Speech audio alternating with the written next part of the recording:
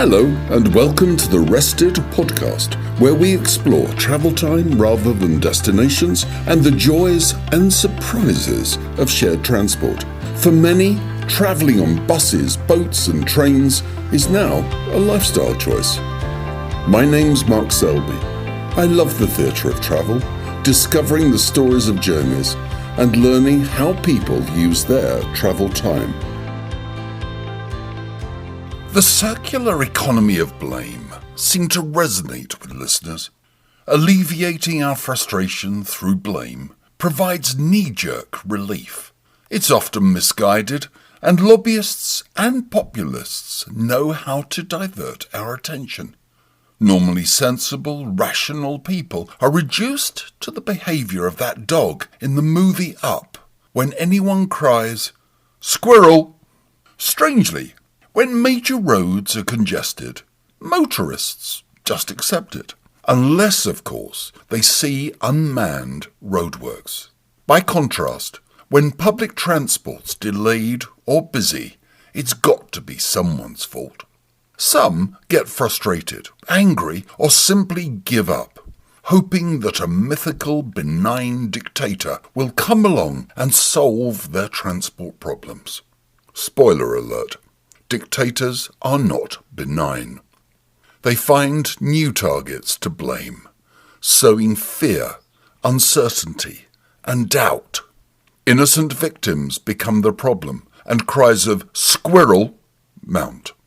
Rational argument rarely affects those dictators and populists. In fact, paying them no attention is far more effective.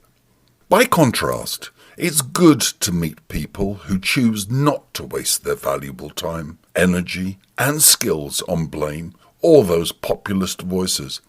I recently met Alison Orchard, a very talented artist, in her studio at Applegarth Farm, and was struck by a series of portrait sketches on a table in the corner.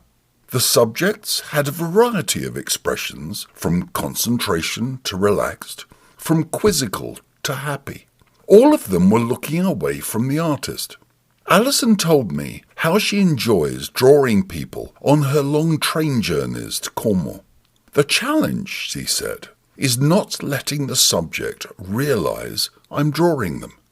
I have to quickly snatch glimpses between the seats and down the carriage. If you take those trains, perhaps you've become one of Alex's models. The Victorian polymath John Ruskin wrote on many subjects, including art. He was concerned by the number of people wishing to take long-distance train trips around Europe, saying, "No changing of place at 100 miles an hour will make us one whit stronger, happier, wiser. The really precious things are thought and sight, not pace." He believed the best way to truly appreciate beauty was through writing or drawing. Amongst many other initiatives, he founded the Ruskin School of Art, whose mission was not to teach the art of drawing, but the art of seeing. Now, if you're going to write or read on a train, what's best? Pen or keyboard, book or screen? A benefit of writing by hand is that it forces us to slow down and concentrate on a complex motor skill. Robert Wiley, a cognitive psychologist, says, "It lets you make associations between your body and what you're seeing and hearing." This process can help the mind access concepts or ideas, and probably explains why many authors draft their ideas with pen and paper before editing on the keyboard. I can't resist a stationery store that stocks a good range of notebooks and pens. The feel of the right notebook in your hand and the enticing blank pages just waiting for the stroke of your preferred pen or pencil. When it comes to reading, I confess a preference for a Kindle. It holds many books, and more importantly, lets me annotate the books and then access those notes and highlights later. If the book is obscure and not available in a local library, I sometimes buy a hard copy to share amongst friends. Reading a physical book can trigger interesting discussions with other passengers, but more importantly, can improve the reader's comprehension sixfold.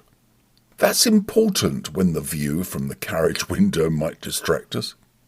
One thing I've struggled to understand in the past is how some towns, cities, and even countries manage to offer free public transport. Luxembourg has a population of 615,000 people and introduced free train, tram, and bus transport in 2020, just before the COVID lockdowns. The goals were to reduce car use, congestion, and pollution. Residents and tourists have embraced public transport, but car use remains high, due largely to the low cost of driving a car in Luxembourg and the high number of foreign workers who drive into the small country each day. Those driving costs, apparently, are now expected to rise. Orangeville, Ontario, has a population of 60,000 and sits northwest of Toronto.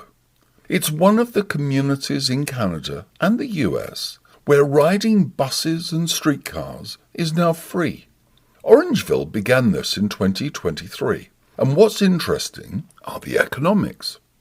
The budget for Orangeville Transit is almost $1.2 million a year, and fare revenue accounted for about $150,000. Since collecting fares cost up to $80,000 a year, Orangeville decided it made sense to cover that small portion of the transit budget another way. Ridership has increased by 160% and has impacted the whole community, enabling easier access to jobs, schools, healthcare, shopping, and friends. The scheme started as an experiment, but now it's expanding. It's wonderful to be free to roam. It's good to hear of these schemes in North America, where historically consortia of companies destroyed public transport in many places. In the 1930s, General Motors, Standard Oil, and Firestone Tires formed a bus company called National City Lines. It bought up streetcar or tram companies and networks around the country, then dismantled them to replace them with buses. The consortium was eventually prosecuted for conspiracy in 1949, but it was too late. Amazing public transport networks had been destroyed, and in the case of cities like Los Angeles, car congestion on an epic scale was triggered. In the second half of the 20th century, few special interest groups were as successful in steering government spending as the collection of businesses and officials that made up the highway lobby. It included car manufacturers, dealers, component suppliers, oil, rubber, construction and trucking companies, to name but a few. But they weren't always so strong.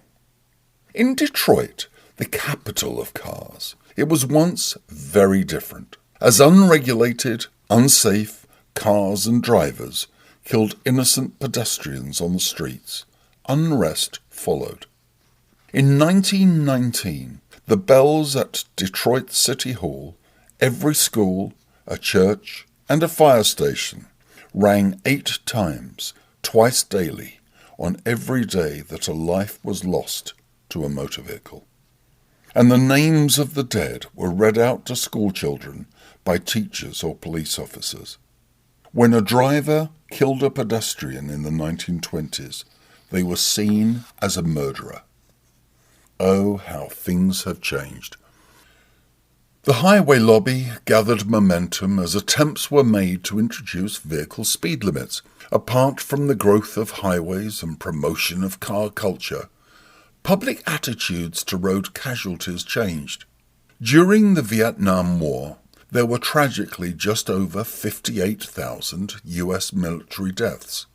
In that same period, there were over 758,000 road deaths in the USA. Perhaps the words growth and progress had become the new squirrels. Unlike Luxembourg and Orangeville, in other towns and countries, people must pay for their travel. Unsurprisingly, there'll always be individuals who try to trick the system. And goodness, that can be expensive. Earlier this year, a persistent fare evader in England was ordered to pay nearly £6,000 for boarding trains without a valid ticket on 378 occasions. The person had been purchasing child rate tickets and other discounted tickets without a valid rail card.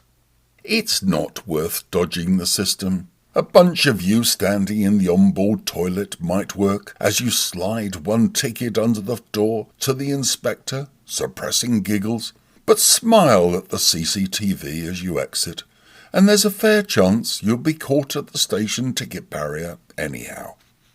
Rather than misbehaving, artist Alex Paterson created an illustrated short story of his heartwarming train experience. He was riding on the London Underground with a colleague. He noticed an attractive girl sitting opposite, and their eyes met. But she got off the train before they'd said a word to each other. The girl, called Lucy, couldn't get Alex off her mind. The only thing she'd heard him say to his colleague was, "Sir Bob said, just cut the whole scene." Lucy assumed he was an actor. In full Sherlock Holmes mode, she looked carefully at the underground map. She'd left the train at Baker Street Station, so she visited theatres further along the line to look at their printed programmes with cast details. She eventually found a picture of him in one of the programmes and tried to buy a ticket to the performance. It was sold out, so she left a note for him that said, "I am the girl from the Circle line yesterday. Do you feel the same?" and added her phone number. She went home and agonized over her rather unusual approach. But Alex rang. They met up and were married 6 months later. Yes, romance really happens on trains. Thank you for listening and for sharing your stories. Please keep sending them to restedpodcast@gmail.com. Until next time, enjoy your travels.